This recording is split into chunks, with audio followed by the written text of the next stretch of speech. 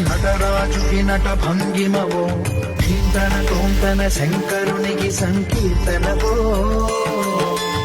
ఈశ్వరుడే అనునిత్యం తనలో తలచుకునే ఓంకారమువో శివ హృదయం కరిగించే ఆ పంచాక్షరివో